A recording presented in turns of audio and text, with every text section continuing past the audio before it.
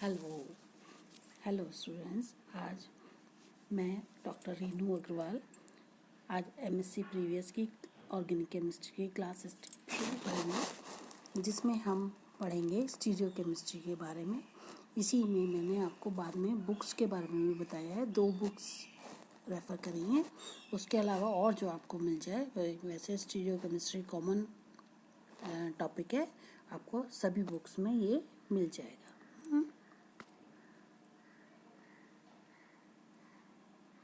Okay, अब हम शुरू करते हैं स्टीरियो केमिस्ट्री। स्टीरियो केमिस्ट्री होती क्या है? क्या होता है? It is the part of chemistry which deals with the 3 dimensional structure, यानी कि कन्फिग्रेशन। अब 3 डायमेंशनल स्ट्रक्चर क्या होता है? 3 डायमेंशनल स्ट्रक्चर वो होता है ऑर्गेनिक केमिस्ट्री में, जब कार्बन के जो चारों वैलेंसी हैं उससे जो एटम्स या ग्रुप्स जुड़े हुए होते हैं, तो 3 डायमेंशनल स्पेस में उनका जो रिलेटिव अरेंजमेंट होता है, जिसको हम कन्फिग्रेशन बोलते हैं, तो उसके बारे में अगर हम स्टडी करते हैं तब हम कहते हैं कि ये उसका कन्फिग्रेशन है या उसका स्टीरियो केमिस्ट्री। तो स्टीरियो केमिस्ट्री क्या हुआ कि part of chemistry which deals with the 3 dimensional structure of the compound and its effect on it's chemical behaviour. यानी कि जो 3 डायमेंशनल स्ट्रक्चर है, जो स्टीरियो स्ट्रक्चर है उस कंपाउंड का, उसका उसके केमिकल बिहेवियर से क्या रिलेशन है, इसको हम स्टीरियो केमिस्ट्री के अंदर पढ़ते हैं। अब पहले बात आती है, हम कार्बन का लेते हैं।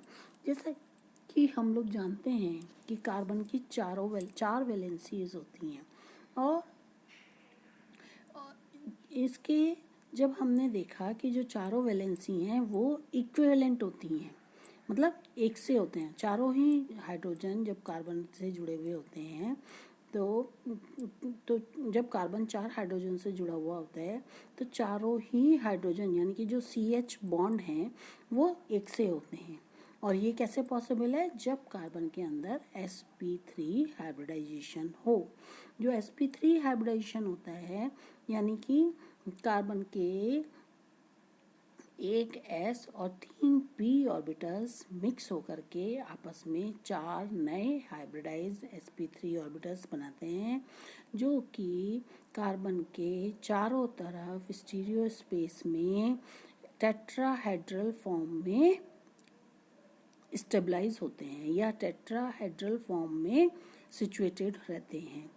तो क्या होता है, जो कार्बन है उसका जो स्ट्रक्चर है, अगर हम मीथेन का लें तो वो टेट्राहेड्रल फॉर्म होती है, जिसमें सेंटर में कार्बन होता है और उसके सेंटर में कार्बन होता है और उसकी जो चारों वैलेंसी हैं उस टेट्राहेड्रन के चारों कॉर्नर्स की तरफ ऐसे सिचुएटेड होती हैं और चारों ही आपस में बराबर होते हैं। तो और इन जो दो एडजेसेंट कार्बन हाइड्रोजन बॉन्ड्स, यानी कि जैसे सपोज ये है, तो इन दोनों के बीच में जो एंगल होता है वो होता है 109 डिग्री 28 मिनट्स। ये कैसे डिस्कवर हुआ? ये हुआ on the basis of number of isomers obtained by different substituents of मीथेन्स, कि जब मीथेन में कार्बन के जो चारों हाइड्रोजन हैं, कार्बन के साथ जो जुड़े हुए चारों हाइड्रोजन हैं, जब उनको हमने सब्स्टिट्यूट किया और नंबर ऑफ आइसोमर्स काउंट किए, तो उसके बेसिस पर वॉन हॉफ ने कार्बन का स्ट्रक्चर जो है टेट्राहेड्रल दिया, और उन्होंने कहा कि जो कार्बन है वो टेट्राहेड्रल नेचर में होता है और इसके सेंटर पे होता है और उसकी जो चारों वैलेंसी हैं चारों कॉर्नर्स की तरफ सिचुएटेड होती हैं। अब है स्टीरियो आइसोमेरिज्म क्या होता है?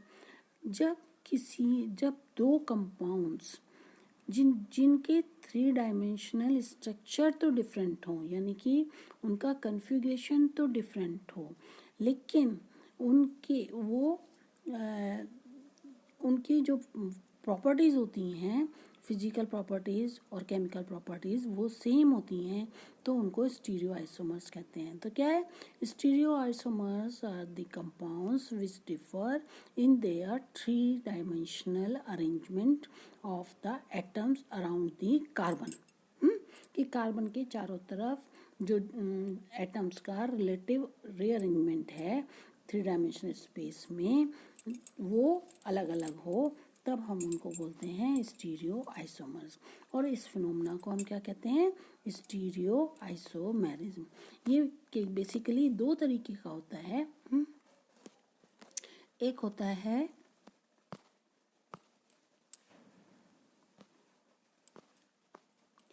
होता है कन्फिगरेशनल आइसोमेरिज्म।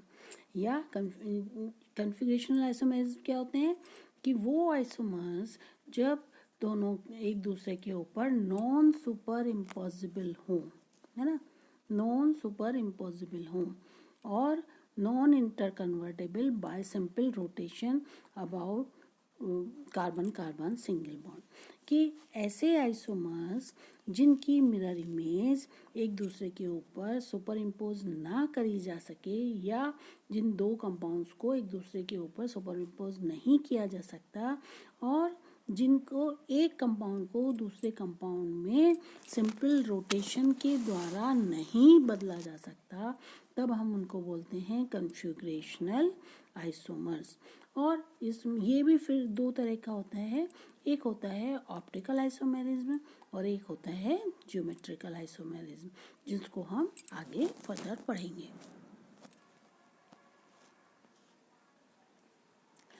दूसरा होता है कन्फॉर्मेशनल आइसोमेरिज्म। कन्फॉर्मेशनल आइसोमेरिज्म क्या होता है, ये भी स्टीरियो आइसोमेरिज्म है।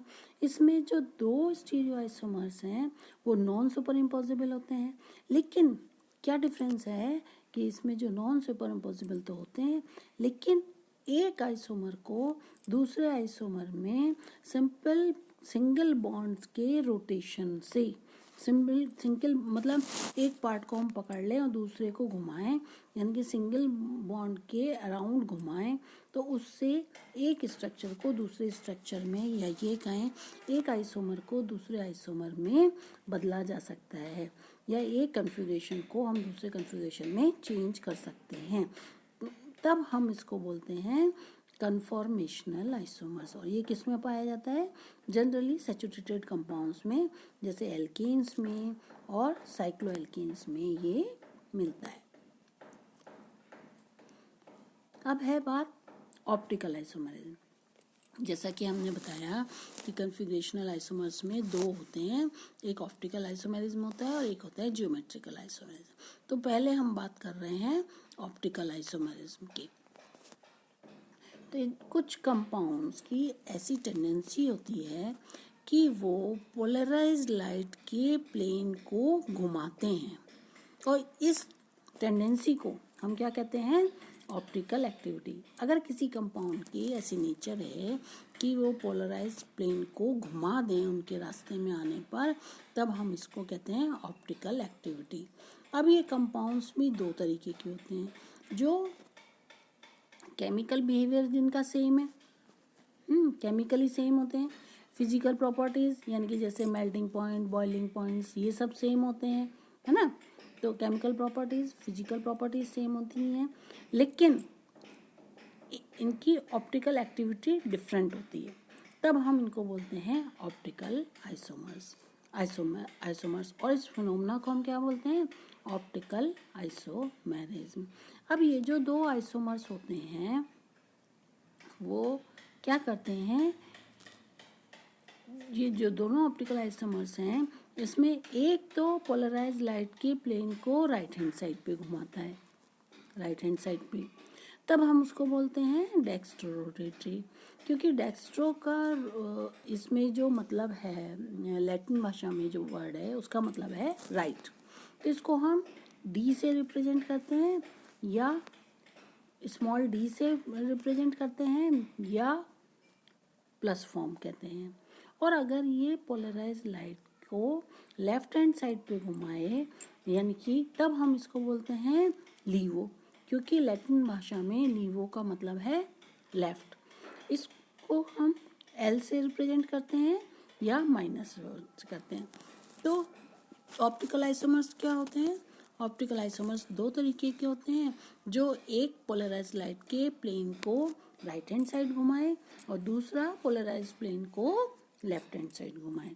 तब हम इनको डेक्स्ट्रो और लीवो रोटेटरी कंपाउंड्स कहते हैं या आइसोमर्स कहते हैं।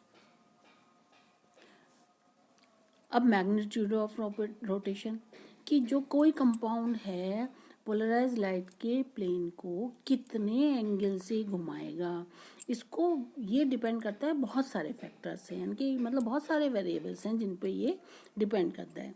नंबर 1, नेचर ऑफ सब्सटेंस, है ना, कि सब्सटेंस की नेचर क्या है। कंसंट्रेशन ऑफ सॉल्यूशन, कि जो हम सॉल्यूशन ले रहे हैं वो किस कंसंट्रेशन का है जिसका हम निकाल रहे हैं।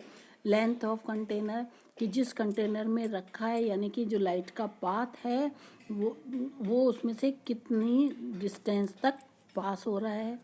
दूसरा है solvent, nature of solvent, solvent जिसमें हम कंपाउंड को डिसॉल्व कर रहे हैं उस पर डिपेंड करता है। टेम्परेचर पर डिपेंड करता है, वेवलेंथ पर डिपेंड करता है। तो इतने सारे वेरिएबल्स हैं जिस पर कि रोटेशन का मैग्नीट्यूड डिपेंड करता है कि पोलराइज लाइट कितने का जो प्लेन है वो कितने एंगल से रोटेट होगा। तो अब अगर हमें कंपैरेटिव स्टडी करनी है तो हम कैसे करें? तो उसके लिए जो यूज़ होता है वो होता है स्पेसिफिक रोटेशन।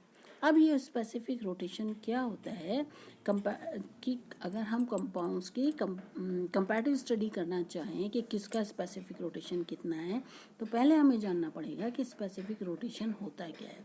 स्पेसिफिक रोटेशन वो ऑब्जर्व्ड रोटेशन है किसी कंपाउंड के लिए, ये नीचे देखो फॉर्मूला दिया हुआ है, specific rotation of at particular temperature और डी है लाइट, एक पर्टिकुलर वेवलेंथ, और टेम्परेचर हम जो आपका ये रखते हैं 273 डिग्री केल्विन यानी कि 0 उस पे, और इसमें जो ऑब्जर्व्ड रोटेशन ये, और एल क्या है, लेंथ ऑफ पाथ, और सी क्या है, concentration in grams per litre. C है इसमें concentration in grams per litre, length of cell in decimetre, और ऑब्जर्व रोटेशन। तो अगर एल और सी दोनों 1 हो जाएं, यूनिटी हो जाएं, तो जो स्पेसिफिक रोटेशन है एक पर्टिकुलर टेम्परेचर और डी लाइट पर ऑब्जर्व रोटेशन के बराबर हो जाएगा। तो हम ये कहें कि स्पेसिफिक रोटेशन क्या है? स्पेसिफिक रोटेशन किसी कंपाउंड का वो ऑब्जर्व रोटेशन है जबकि लेंथ 1 सेंटीमीटर हो और कंसंट्रेशन 1 ग्राम पर लीटर हो और टेम्परेचर हमारा स्टैंडर्ड टेम्परेचर हो और लाइट जो है डी लाइट यूज़ करें, तब जाके जो रोटेशन है वो स्पेसिफिक रोटेशन के बराबर होता है। तो इस तरह हम ये बता सकते हैं कि स्पेसिफिक रोटेशन क्या होता है, और ये स्पेसिफिक रोटेशन हर कंपाउंड की अपनी कैरेक्टरिस्टिक हो गई। अब बात करते हैं पोलराइज लाइट। पोलराइज लाइट क्या होती है? आप जो देखते हैं ये जो हमारी नेचुरल लाइट है जो कि सन से आ रही है, ये क्या है? अनपोलराइज लाइट होती है। यानी कि इस लाइट में जिस लाइन पर ये बढ़ रही है लाइट उसके परपेंडिकुलर जितने भी वाइब्रेशंस पॉसिबल हैं वो सारे उसमें प्रेजेंट हैं, तब हम इसको बोलते हैं नॉन पोलराइज लाइट, और जिसको कि हम इस तरह शो करते हैं। और अगर हम इसके बीच में निकॉल प्रिज्म रख दें तो क्या होता है, सारे वाइब्रेशंस कट जाते हैं और लाइन ऑफ प्रोपेगेशन के एक पर्टिकुलर प्लेन के अंदर ही खाली वाइब्रेशंस रह जाते हैं, जैसे कि इसके परपेंडिकुलर, तब इसको हम कहते हैं पोलराइज लाइट। तो पोलराइज लाइट क्या है? पोलराइज लाइट वो लाइट है जबकि लाइन ऑफ प्रोपेगेशन के परपेंडिकुलर सिर्फ एक ही प्लेन में वाइब्रेशंस रह जाएं, तब इसको हम पोलराइज लाइट बोलते हैं। अब हम बात करते हैं ऑप्टिकल एक्टिविटी या असिमेट्रिक स्ट्रक्चर। कोई भी ये ऑप्टिकल एक्टिविटी क्या होती है कि कोई भी कंपाउंड जब वो ऑप्टिकली एक्टिव होता है, यानी कि वो कब ऑप्टिकली एक्टिव होता है, जब उसकी मिरर इमेज उस पर नॉन सुपर इम्पॉसिबल हो, तब हम उसको कंपाउंड को कहते हैं कि वो कंपाउंड असिमेट्रिक कंपाउंड है, या हम कहें कि वो ऑप्टिकली एक्टिव कंपाउंड है। यानी कि जैसे कि इसका एग्जांपल, हमारे जो दोनों हाथ हैं, वो दोनों हाथ जो हैं एक दूसरे के ऊपर कभी भी सुपर इम्पोज नहीं हो सकते, और वैसे देखने में क्या है, एक दूसरे की मिरर इमेज है, जैसे ये लेफ्ट है ये राइट है।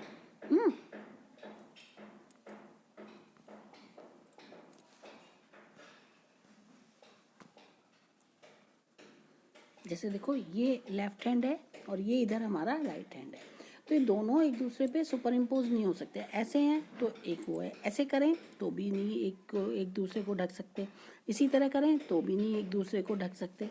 तो यानी कि मतलब कैसे भी ये एक दूसरे को पूरा नहीं ढक सकते, कवर नहीं कर सकते। यानी कि और वैसे क्या है, ये इसके आगे रखें, शीशे के आगे रखें, तो ये इसकी मिरर इमेज है।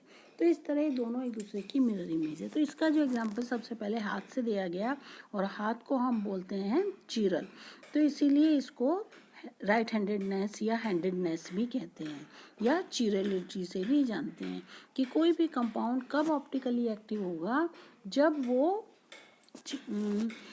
असिमेट्रिक हो, यानी कि उसकी mirror image non super impossible हो, तो वो कंपाउंड्स ऑप्टिकली एक्टिव होते हैं, यानी कि वो पोलराइज लाइट के प्लेन को घुमाते हैं। तो इनको हम कहते हैं कि उसके अंदर ऑप्टिकल एक्टिविटी है।